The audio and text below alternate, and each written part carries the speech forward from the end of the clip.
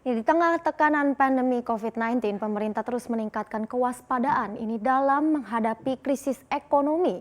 Seperti apa langkah pemerintah saat ini untuk menyelamatkan dunia usaha dan juga membantu likuiditas keuangan? Selengkapnya akan kami paparkan untuk Anda dalam Surat Utang Indonesia di era COVID-19.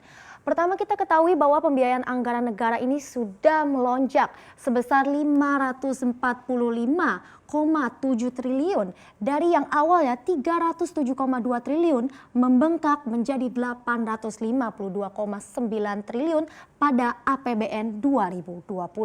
Nah, sebagian besar anggaran ini yang bertambah memang adalah alokasi dana kesehatan masyarakat akibat dari pandemi COVID-19. Tidak hanya itu, perlambatan ekonomi yang menyebabkan ini penerimaan anggaran juga berkurang dari awalnya targetnya adalah 2,2 triliun menjadi 1,7 triliun. Sedangkan ini berarti diprediksi bahwa penerimaan tahun ini harus mungkin minus 10% di tahun 2020. Kondisi ini memang sangat menyulitkan ya, apalagi defisit anggaran ini juga diproyeksi akan melebar 5,07% dari PDB, padahal sebelumnya target defisit adalah 1,76%.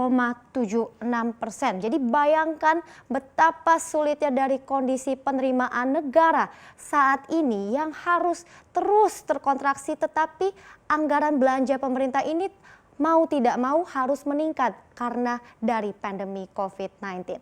Lantas pemerintah mencari solusi untuk mengatasi situasi sulit ini. Salah satunya adalah dengan kemarin pemerintah menerbitkan surat utang berdenominasi dolar Amerika Serikat yang disebut dengan Global Bond. Nah, bahkan surat utang ini adalah tenor dengan jangka waktu terlama di Asia. Tenornya ini mencapai 50 tahun. Dan Indonesia menjadi negara pertama yang menerbitkan surat utang negara sejak pandemi COVID-19 ini terjadi. Pada penawaran perdananya, Global Bond mengalami oversubscribe 2 kali, yaitu senilai 10,91 miliar dolar AS atau setara dengan 174,56 triliun rupiah. Nah, lebih rinci, Global Bond ini terbagi dalam 3 tenor yang berbeda. Tenor pertama adalah 10,5 tahun, yaitu tenor kedua adalah 30,5 tahun. Masing-masing ini nilainya adalah 1,65 miliar dolar. Dengan kupon tenor 10,5 tahun adalah 3,85%. Lalu untuk tenor 30,5 tahun yieldnya adalah 4,25%. Sementara dengan tenor yang terlama ini adalah 50 tahun, nilai penerbitannya adalah 1 miliar dolar dengan yield yang ditawarkan adalah 4,45%. Nah, saat ini Global Bond setidaknya sudah mengumpulkan total senilai 4,3 miliar dolar AS atau setara 69 triliun rupiah. Artinya masih ada kepercayaan pasar keuangan global atas pengelolaan kebijakan keuangan pemerintah Indonesia. Selanjutnya kita akan beralih ke rencana pemerintah yang akan juga menerbitkan instrumen berupa surat utang lainnya yang disebut dengan pandemic bond. Nah, pandemic bond ini instrumennya berbeda karena berupa dengan recovery bond yang bentuknya dalam denominasi mata uang rupiah. Artinya pandemic bond ini berbeda dengan global bond yang tadi saya sebutkan karena rencananya yang akan diterbitkan juga nilainya adalah 449,9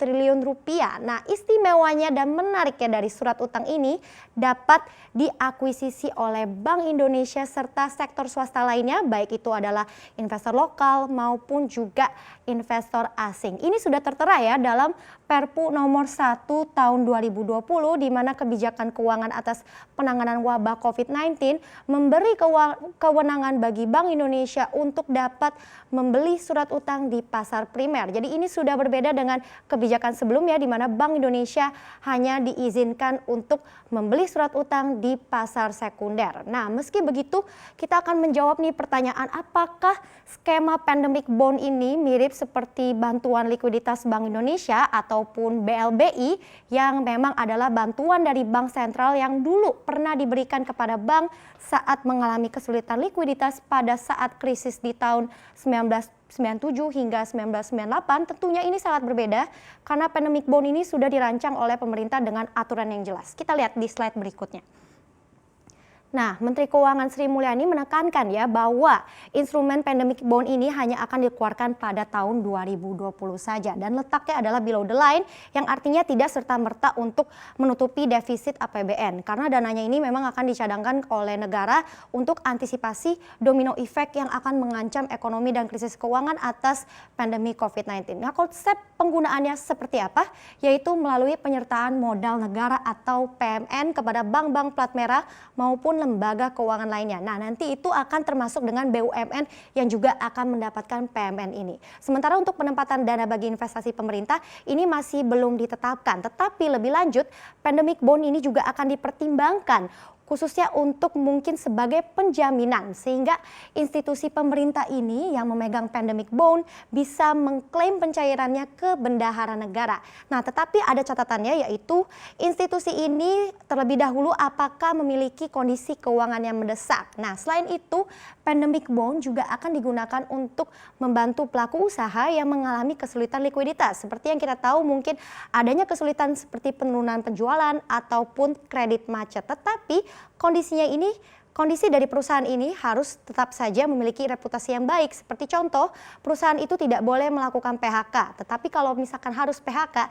tetap harus mempertahankan 90% karyawannya dengan syarat gaji karyawan tidak berkurang dari sebelumnya. Jadi tetap saja aspek moral hazard ini benar-benar harus ditentukan bagi perusahaan yang akan menerima bantuan ini yang nantinya akan berupa seperti kredit khusus. Kita akan lihat lagi selain Indonesia ternyata juga ada negara Eropa yang rencananya akan menerbitkan surat utang serupa seperti pandemic bonds. Nah, tetapi negara-negara Uni Eropa ini masih menunggu persetujuan untuk menerbitkan surat utang yang nantinya akan disebut dengan Corona Bonds. Tujuannya apa? Sama masih balik lagi dari guna memerangi krisis keuangan akibat pandemi COVID-19. Nah, bagaimana sih skema awalnya kira-kira?